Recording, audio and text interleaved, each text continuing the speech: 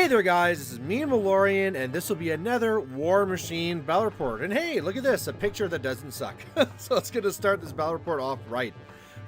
Just in case you're wondering what this Blood and Gears tournament is all about, my list, I am going to have a link down in the description. You can always go follow that, but let's get into this game.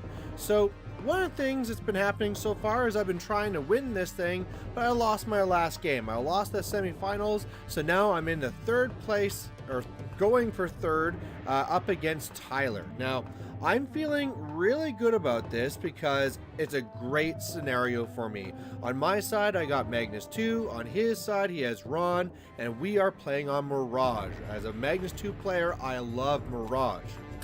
That being said, Rahn can kill you dead super easily. So one thing that I really need to try and use to my favor is that forest. I need to use that forest to block line of sight, get into a position where I can feed on the opponent and they can't really get a lot of tools onto me.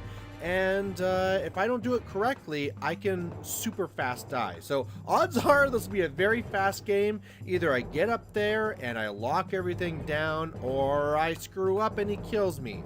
There is a lot of shots in here, you know, with all the 4 units of the mittens and all that type of stuff, zapping me with the little magic powers.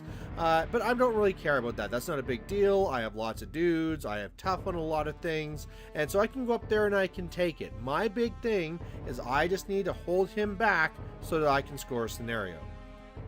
So I go first. I'm getting up there. I'm already using my caster to get over to the forest on the left. As always, I have escort on myself. I have bullet dodger up onto the buccaneer, and I all basically go up to the point where he can't really shoot me. He can be going for deviations, but meh, that's always a possibility. Now, one of the things I didn't think of him doing was running up an arc node. You know, that's of course always an option, and what he uses that to do though is to come over and zap my Alexia and Risen. So I really, okay, first of all, I should have had them as being tough. With a Rupert, I basically just moved up. I didn't make anything tough. I thought if anything was going to be taking any hits, it'd be my press gangers who are tough anyway. But yeah, because of this, he zaps me with like a chain lightning, or whatever spell it was.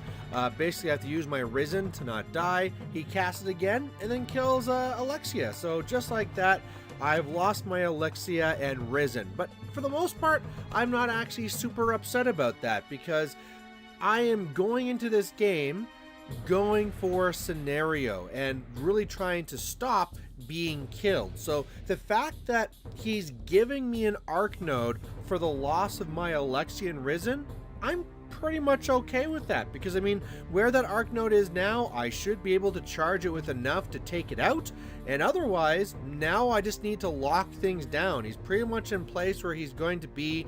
I'm going to go and feet and get behind that forest and cross my fingers and see how it goes. So that's what I really do. I bring in Anastasia from the right. Her and the Kayazi Eliminators run up to engage whatever I can into his zone, because again, the big thing I need to do too is get enough things into his zone so he can't really counter score. And these kind of, you know, high defense stealth models will be really good at that. I also have to really watch about how I bunch up. So, of course, trying to kill that arc node, I'm having to charge with all the press gangers, having to charge it with some halberdiers. So they're all really nice and close. However, they are in a trench, which helps. And then what I did as well is that if you look at the press ganger unit 1 there, they all kind of ran up and made a line. And because of the way line of sight works, that big colossal can't see past them. Now, of course, he can spend orders of activations to try and clear that out of the way and stuff like that, but really, it's going to be okay. That should just kind of pretty much stop everything. All right, I'll pass that. The number one thing that I do that's super important is, well, I get Gorman onto my flag. That's really important. I get the Buccaneer up there in his face, so it's going to be really hard for him to now get and score his flag, because I mean, even though there's a couple of models there, the Buccaneer should be a real problem for him to try and deal with. And then Magnus pops feet and charges over, and I do it at an angle, charging models over here on the left so that I'm not in the forest, and then I'm just trying to pretty much just lock him down and make it so he can't really get onto me. and we'll see if this is going to work. You know, this is kind of all in. If he finds a way to make it work, I'm in trouble, and if not, he's really in trouble. The other thing I set up here too that I should mention is that my two nomads are kind of over here on the right, threatening the Hyperion. They're not going after the Hyperion at all. They're actually leveraging themselves. Remember, they have a 12-inch threat to actually go after his objectives. So that's the real reason why my nomads are there, but they're pretending to be going after the Hyperion. Or sorry, the Helios. It's not a Hyperion. So on his turn, he spends a lot of clock trying to figure out how to make this work. You can see he's down to 27 minutes right now. And the real problem is that, you know, he can get an arc node that kind of like aspirates up type thing, and then he can kind of like, you know, move it up and he can TK it. But the problem is that after he has to kind of TK it, he can only go after me like 3 more times. And that means I have Orin with my 3 tokens to stop it the 3 times. So after he tried looking at it over and over and over again, trying to find some way to make it work, he basically just says, fine, it's not going to work, and just kind of goes trying to kill whatever he can. He really has, I mean, Anastasia dies right away, so that one is pretty easy for him.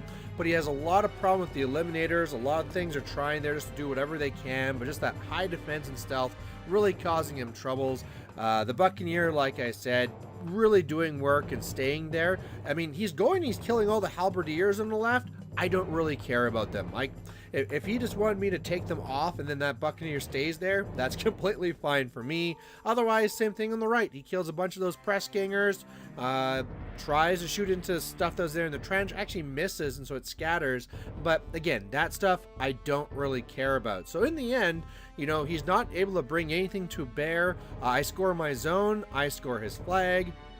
So on my turn then, it's really straightforward. Basically, Magnus just needs to stay in the zone. Gorman needs to stay on the flag. I send things over to kill the objective. That's 3 more points, and I win by scenario. So a pretty straightforward win here, but I don't want you to take this and be like, oh man, that opponent was kind of a chump. It's like, well, no, this is exactly what Magnus2 does, especially on Mirage. You know, he can just lock you down, and you just win this game super, super fast. And also keep in mind that, you know, the reason why I survived is really just because of this largest forest that was here, and I was able to really use to my advantage. Let's say, for example, if I didn't have this very specific line of sight blocking piece of terrain that was kind of perfect for me to hide behind, well, then the mages or Helios or Rahn himself just kind of like moves me around, and then off I'm there, and I'm just dead. It's just the way that this kind of goes. So this was kind of a very dangerous game, but luckily it ended up the way that I needed. So there you go. I'm going to be ending this tournament, Blood and Gears, the big masters for our province, getting a 3rd place. So not too bad. I am going to be doing kind of like a final thoughts video after this, but you know, if you had any thoughts on this game, even though it was a quick one, please post it down below. And otherwise, we'll catch you later. Bye.